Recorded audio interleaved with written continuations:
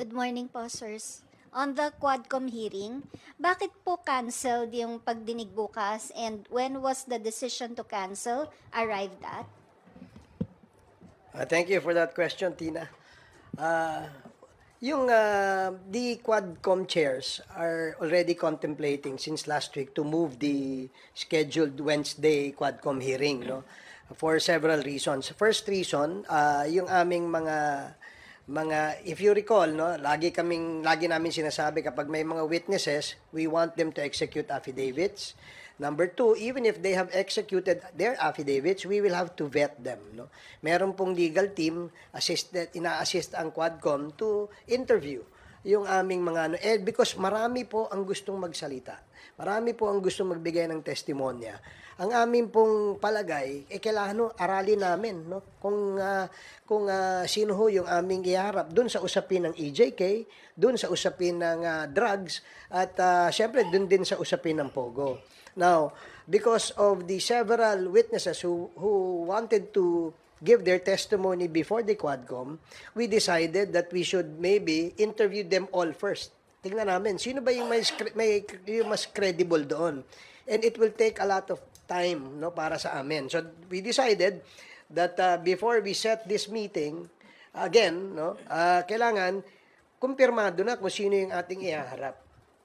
Sino yung mga witnesses na pwedeng magbigay ng kanilang salaysay na ika nga ay may credibility. Kasi gaya nung sinasabi ko sa inyo noon, marami yung gustong tumistigo. In fact, umabot pa kami sa punto na yung isang gustong tumistigo, pagkatapos siya magbigay ng kanyang affidavit, ay umabot kami sa punto na kailangan pa naming ipasuri siya sa psychiatrist, no? Ipasuri siya through a polygraph test sa Camp Crame, no?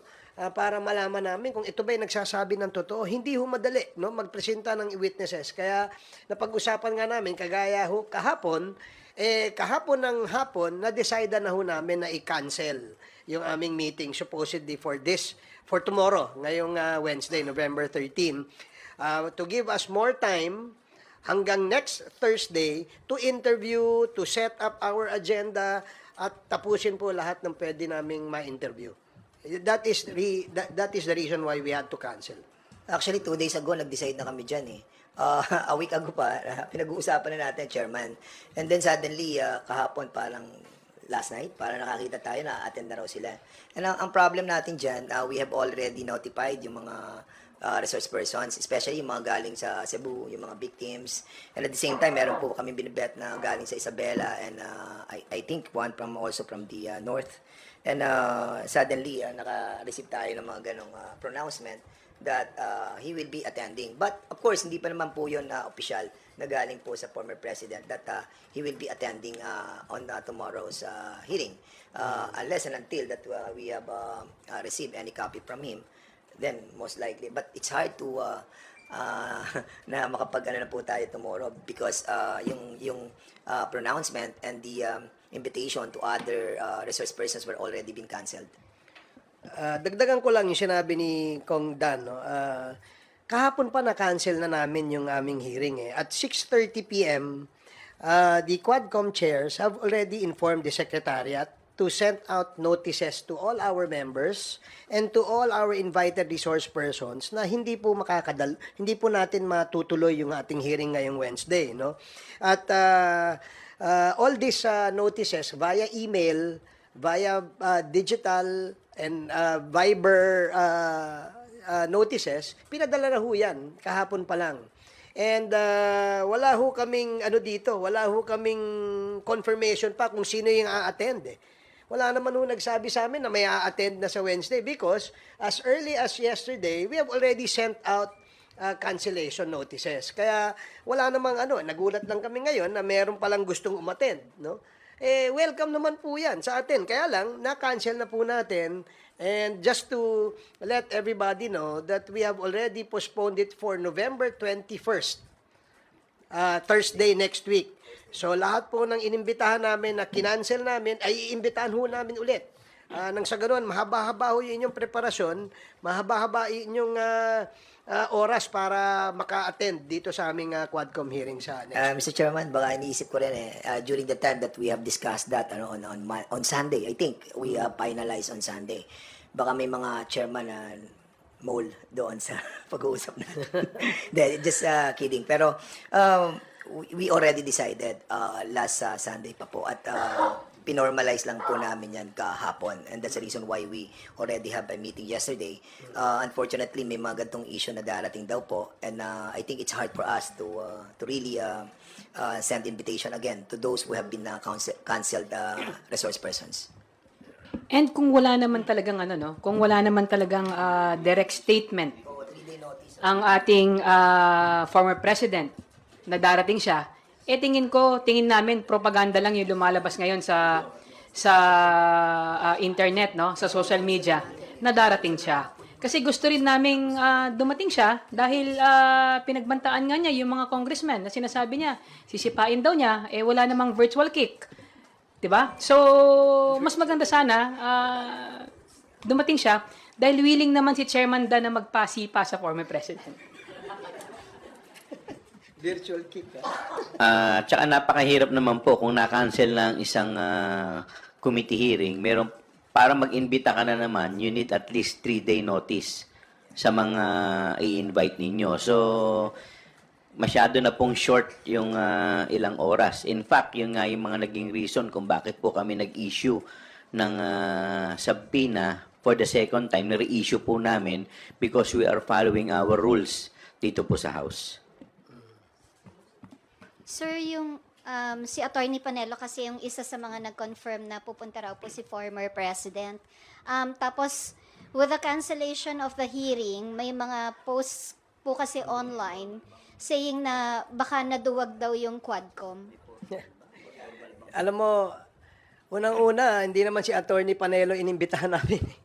Di ba? It was the former president ng aming inimbitahan.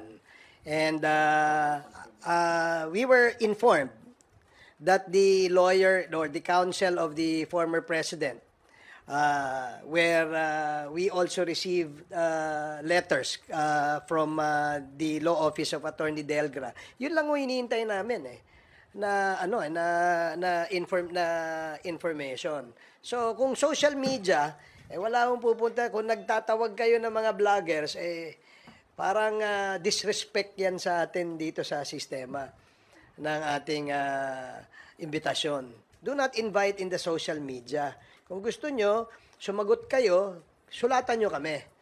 Diba? Sulatan nyo kami kung kayo ay pupunta. Hindi yung sa social media kayo magsasalita.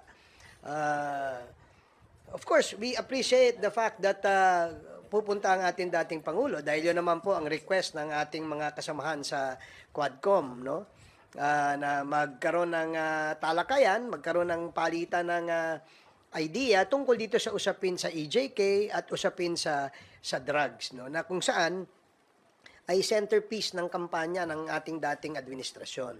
Kaya nga gusto sana nating marinig mismo mula sa ating dating Pangulo kung ano yung mga kasagutan na kanyang ibibigay dun sa mga tanong na pinaghandaan ng ating mga Quadcom members. So, wag po nating I noticed also that there are several comments from the vloggers of I don't know which camp is that, no? Saying na wala pong naduduwag dito. Ganito ho, para ho malinaw. Sa 21 meron kaming hearing. Yan ho, punta ho tayo dito. Pagkatapos ng 21, let us know kung kailan kayo pwede. Because we will schedule another Quadcom hearing on the date convenient for you, on the date na gusto ninyo, para ho mailatag natin ng maayos ang ating imbitasyon. And reminder as well, Mr. Chairman, as what Chairman Chu mentioned a while ago, that there is a 3-day ruling that are being followed by the committee. So, kailangan po ma-inform din po kami officially.